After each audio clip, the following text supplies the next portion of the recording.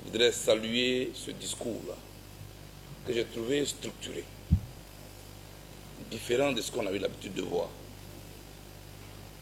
Je me suis cru à un moment donné dans un amphithéâtre, et je n'ai pas du tout boudé mon plaisir.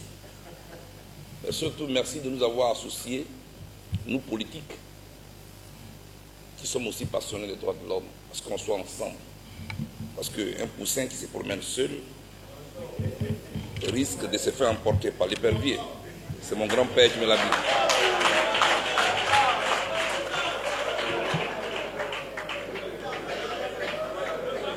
Merci beaucoup. Alors, moi, dans notre pays ici, j'ai des problèmes avec les écrits, avec les édicts.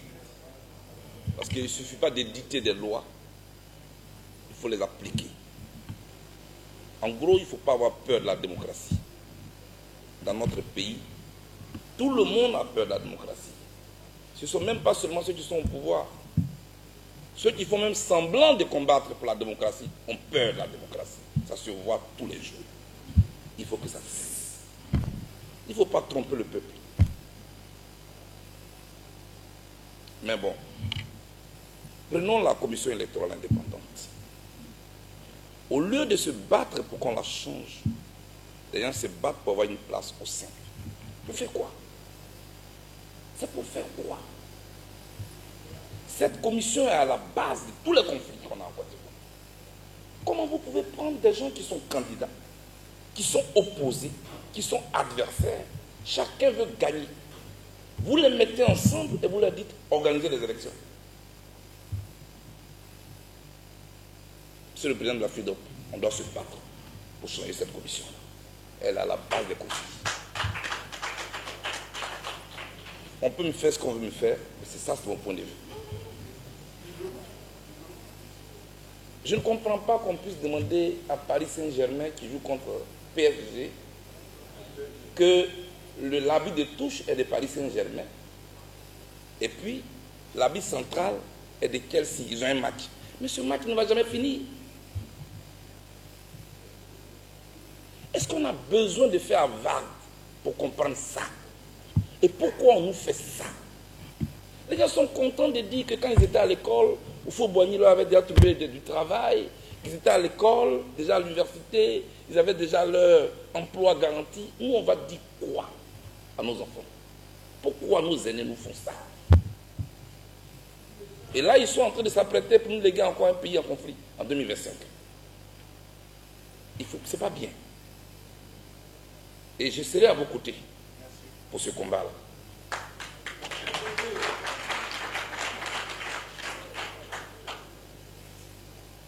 Vous transportez des gens qui sont d'une autre ville, d'une autre région, vous les déposez dans une commune où ils n'ont aucun intérêt. Ils finissent de voter et ils vont chez eux. Celui qu'ils vont élire là, qu'ils développent la commune ou pas, ça ne les intéresse pas. C'est quoi ça?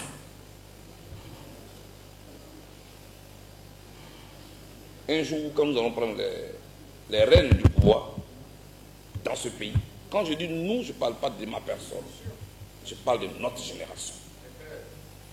Parce qu'il ne faut pas réduire tout à sa personne. Je parle de toute une équipe qui voit les choses autrement. Il y a beaucoup à changer dans ce pays pour remettre les choses en ordre. Regardez la honte qui a eu lieu hier au Sénégal. Un président décide de respecter la Constitution et puis des gens pleurent.